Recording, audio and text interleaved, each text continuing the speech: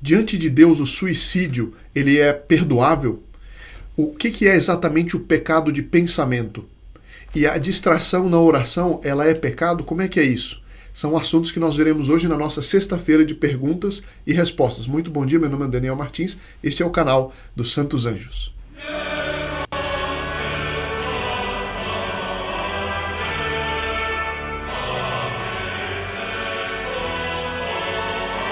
Salve Maria, muito bom dia a todos que nos acompanham sempre, bem-vindos que estão chegando agora. O objetivo das nossas conversas de segunda a sexta-feira é conhecermos sempre mais o mundo dos anjos, as verdades eternas, como atrair a presença e a ação dos anjos e afastar a influência do demônio no nosso dia a dia. E eu vou direto para as perguntas, recebi muitas perguntas interessantes essa semana e comentários realmente muito bons, muitas mensagens de encorajamento. Eu vou direto para elas. A primeira é uma afronta a Deus rezar pelas almas que sofrem no inferno? A resposta é sim. É claro, se eu rezo em geral pelas almas, sem saber se elas estão ou não no inferno, isso é diferente. É claro que eu devo rezar para que as pessoas não caiam, porque eu não posso saber se as almas caíram ou não no inferno, então eu continuo rezando por elas. Nesse sentido, sim, eu devo rezar por todas as almas, ainda que exista a possibilidade daquela alma por quem eu esteja rezando já está no inferno, porque eu não sei, eu rezo. Agora, eu rezar pelas almas que estão no inferno explicitamente, sim, é uma afronta a Deus. Por quê? Porque a idade da misericórdia é esta vida terrena. Quando a pessoa morre, o destino dela fica selado. Por quê? Porque nós, seres humanos, fomos feitos para a eternidade. Isso a gente tem que repisar sempre. Nós não fomos feitos para esta terra. Esta terra é a hora da prova, é a hora do teste. Então, a era da misericórdia é agora, porque quando nós morremos, a nossa vontade fica fixa na situação em que nós morremos. Se nós morremos em estado de graça, a nossa vontade fica fixa na amizade com Deus. Na hora da morte, se nossa vontade está fixa no pecado, se nós morremos em estado de pecado, a nossa vontade fica fixa. Não é? Ou seja, ali naquele momento está decidido o nosso destino. Por isso que é uma misericórdia enorme de Deus sempre que nós ainda estamos vivos. Porque ainda há chance, ainda que sejam alguns segundos, alguns momentos de vida. E, portanto, quando a pessoa vai para o inferno, ela escolheu durante a vida estar na inimizade com Deus. Seja diretamente, no caso de um satanista, seja por a pessoa que preferiu o pecado, o prazer de alguns instantes, pelo bem eterno, que é a amizade com Deus e a eternidade no céu. Então, essa escolha nós estamos fazendo aqui, por isso que essa vida é séria.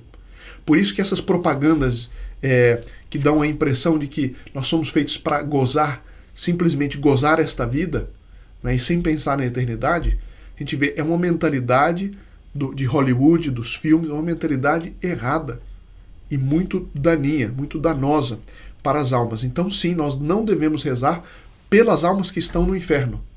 Eu não sei se está clara essa distinção. Bom, e por essa mesma razão é que vai a resposta a respeito do suicídio.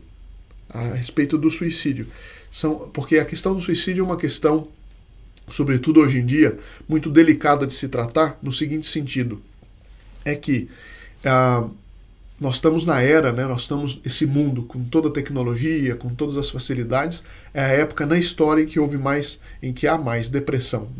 É o mal do século, muita gente diz isso. A depressão, o mal do século. Então, existem duas possibilidades. A primeira possibilidade é a questão do suicídio, quando a pessoa está sob o efeito de uma psicose, de uma neurose muito forte e que ela perde a plena posse da sua consciência, a plena posse dos seus atos. E nesse caso, o suicídio pode acontecer dele não ser culposo. Pode acontecer.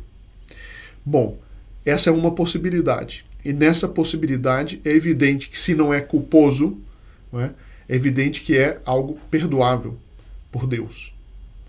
Agora, se a pessoa, na posse de sua consciência, ela tira a vida, mas eu estava muito triste, não. O que acontece? A morte é que acaba e encerra, como eu disse, a era da misericórdia.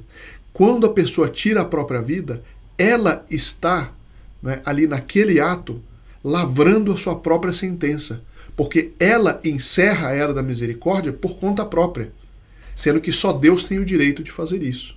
Só Ele sabe o momento certo. E por isso que o suicídio é um pecado gravíssimo. É um pecado gravíssimo. E se a pessoa estava em posse de sua consciência, ela vai se condenar. É claro. Né? E nesse sentido que o suicídio não tem perdão. É nesse sentido, a pessoa que em plena posse de sua consciência, ela tira a própria vida, ela está lavrando a própria sentença. Porque ela está encerrando a era da misericórdia. Agora, existe um outro aspecto, eu vou contar a história de São do Curadars, de uma senhora que era muito católica, e o esposo não praticava. E o esposo estava com muita dívida e tudo mais, estou resumindo a história. O esposo estava com muita dívida, etc., e ele decidiu tirar a própria vida. Então ele foi numa ponte alta, pulou da ponte e morreu. E a esposa ficou completamente desconsolada, porque ela sabia disso que eu estou dizendo. E um dia ela se apresentou na igreja e o São Curadars olhou para ela e disse para ela o seguinte: entre a ponte e o chão um grande perdão. Entre a ponte e o chão um grande perdão. Ela foi então, depois falar com o padre, com São Curadars, e ele disse o seguinte: a senhora tem uma imagem da Santíssima Virgem em casa, não tem? Eu disse: tenho. A senhora se lembra? Ele tinha essas visões, ele sabia dessas realidades, ele via ao longe, né? Tinha esse carisma, esse dom. E aí ela disse o seguinte: sim, eu tenho essa imagem. A senhora se lembra que um dia o vento bateu e derrubou o vaso de flores? E a senhora se lembra que antes dele sair de casa, ele olhou para a imagem e recolocou as flores no lugar? Ele teve um pequeno movimento de piedade e, em atenção àquele movimento de piedade, a Santíssima Virgem deu a ele a graça dele se converter, se arrepender, enquanto ele estava entre a ponte. Quando ele pulou, ele teve um momento de arrependimento, ali em frações de segundo, e ele se arrependeu do que estava fazendo, e aí morreu. Então ele teve um ato de contrição perfeita antes de morrer. Então é claro que nesse momento houve um perdão de Deus, porque ele teve um ato de contrição ali. Ele se arrependeu do que estava fazendo. E nesse sentido, é claro que existe perdão, porque ele ainda não estava morto. Enquanto ele estava vivo, naquelas frações de segundo, existia a possibilidade dele se arrepender. Então aí a gente vê o terceiro aspecto. Agora, como aplicar isso a um caso concreto de alguém que a gente conhece e que teve essa miséria de praticar o suicídio? Nós devemos, primeiro, pedir muito a graça a Nossa Senhora para que ele tenha se arrependido no meio tempo, né? Para que ele tenha em algum momento se arrependido. Porque não existe perdão para o suicídio, uma vez que ele aconteceu e a pessoa está morta. Aí não. Mas nós podemos rezar porque nós não sabemos o que aconteceu com aquela alma. É um segredo de Deus. E a nossa oração, como para Deus não tem tempo, a nossa oração posterior pode ter favorecido uma graça que ele recebeu no momento dali que ele estava fazendo aquele ato horroroso. Então a gente deve continuar rezando pela pessoa, ainda que ela tenha cometido o suicídio, para que ela tenha se arrependido no meio tempo. Não sei se está claro esse ponto. Bom, vamos por próximo. Dona Cícera diz assim: por favor, quando nós somos crianças de 6 anos de idade e começam as tentações para fazermos coisas erradas, e vai até o amadurecer da alma, e essas tentações também são permitidas por Deus? Em poucas palavras, sim, as tentações, elas são permitidas por Deus. As provações, às vezes, são queridas por Deus. Porque nós não podemos triunfar sem ter combatido, diz São Paulo Apóstolo. Ninguém triunfa sem ter combatido.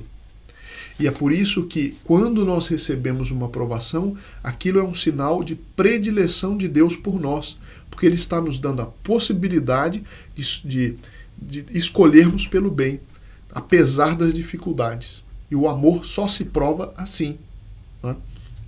Bom, Dona Marília Oliveira diz assim: bom, a senhora que pergunta sobre o suicídio, eu espero que esteja claro. Se não tiver, por favor, coloque nos comentários. O senhor Mário diz assim: não sei se a pergunta que vou fazer já foi respondida em algum vídeo. Gostaria, se possível, de ser esclarecido na seguinte dúvida: quando uma pessoa morre, a missão do seu anjo da guarda cessa também definitivamente como um anjo da guarda?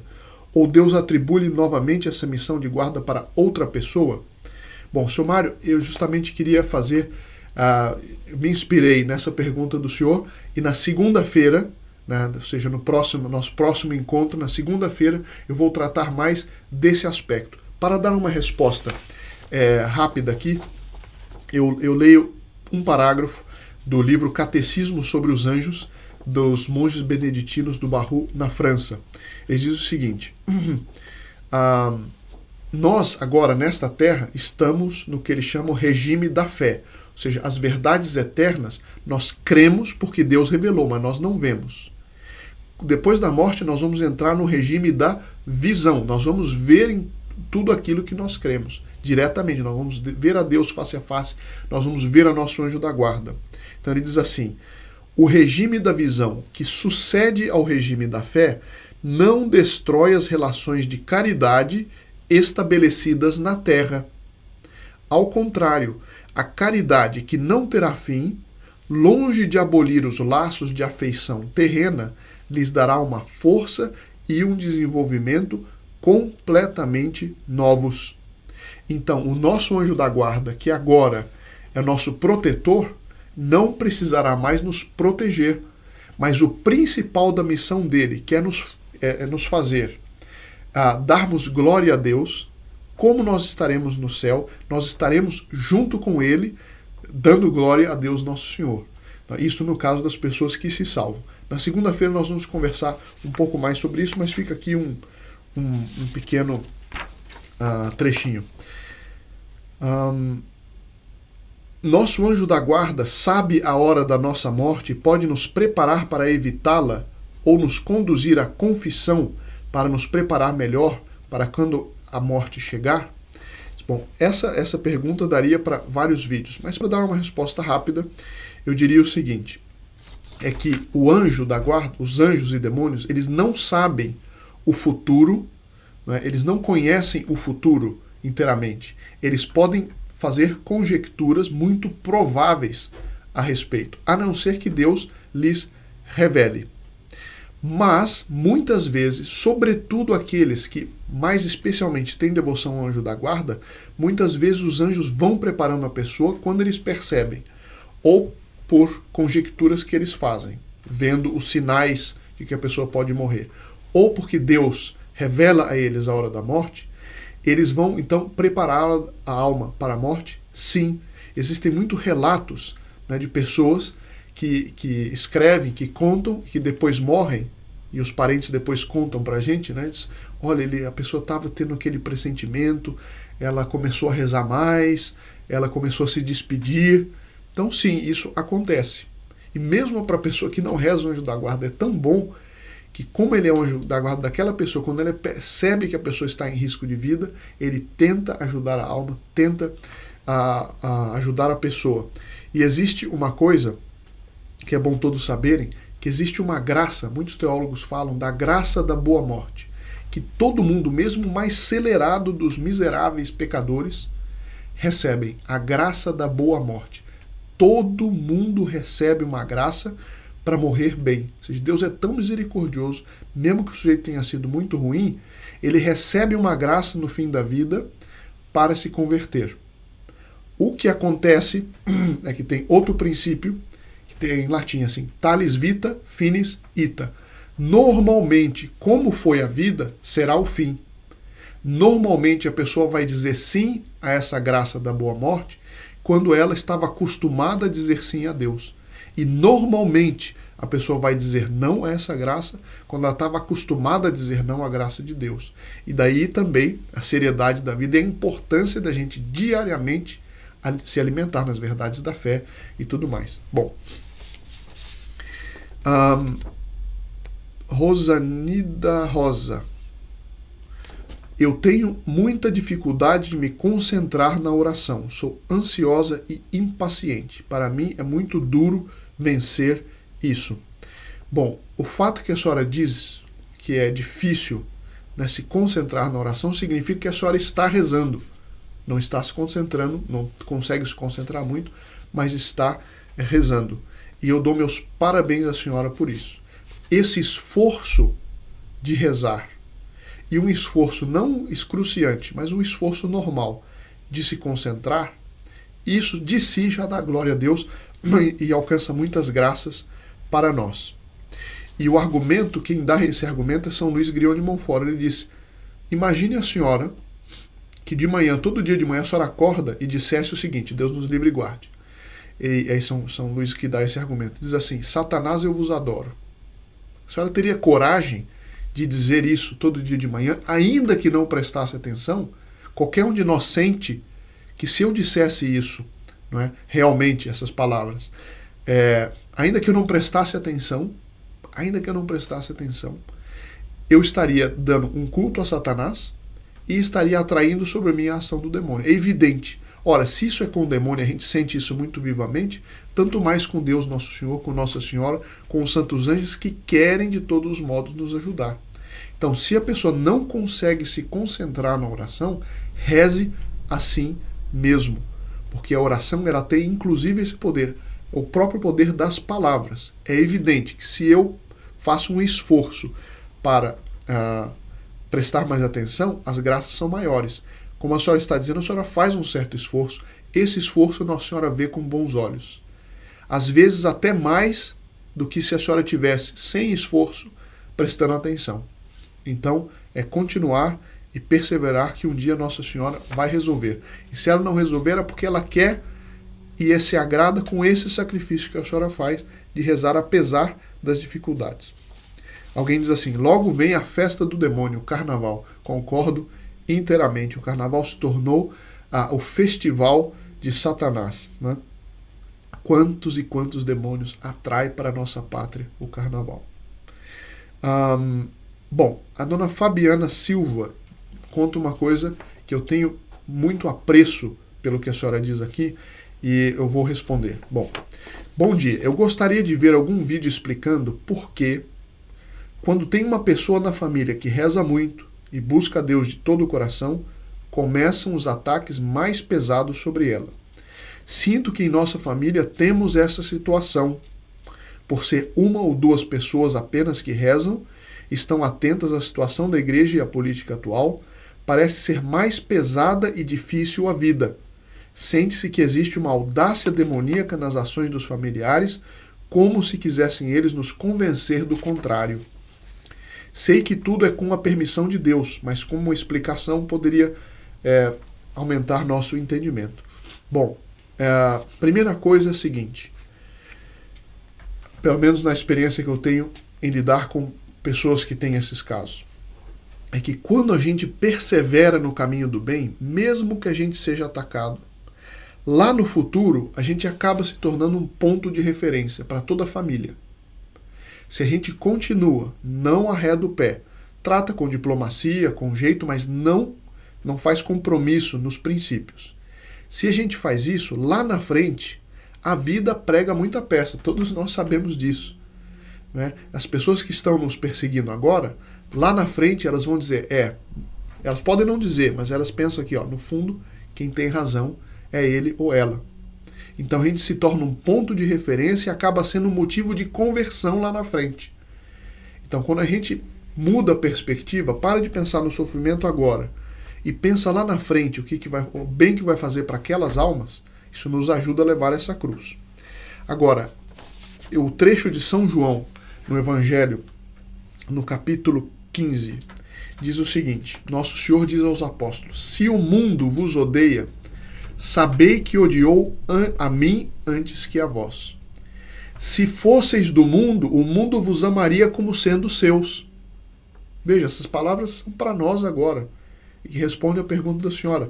Como, porém, não sois do mundo, mas do mundo vos escolhi, por isso o mundo vos odeia.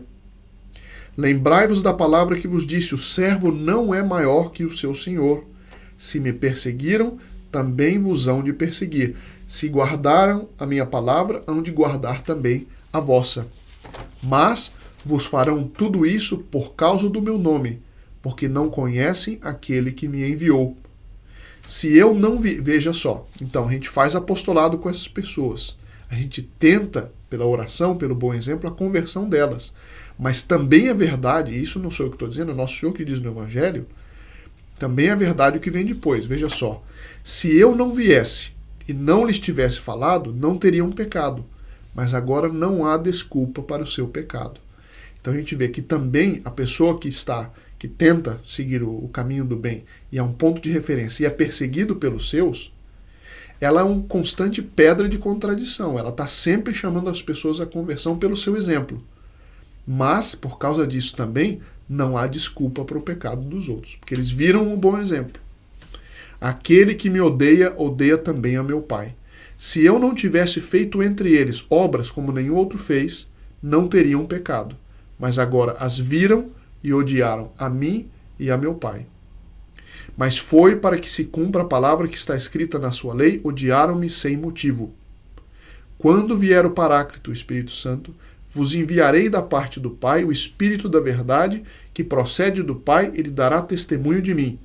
Também vós dareis testemunho, porque estáis comigo desde o princípio. Ou seja, devemos pedir a graça ao Divino Espírito Santo, através de sua divina esposa, da sua digníssima esposa Nossa Senhora, que ela obtenha para nós do Espírito Santo essa graça e essa força, porque isso depois vai redundar em um grande merecimento, uma grande glória no céu, né, pela eternidade inteira para nós e para aqueles que pelo bom exemplo nós tivermos convertido. Bom, eu fico por aqui, senão vai ficar muito longo, e voltamos a conversar depois. Eu lembro a todos que ainda não colocarem na descrição sua intenção para as missas, para a próxima Santa Missa, que temos toda semana, e nos vemos na semana que vem, se Deus quiser.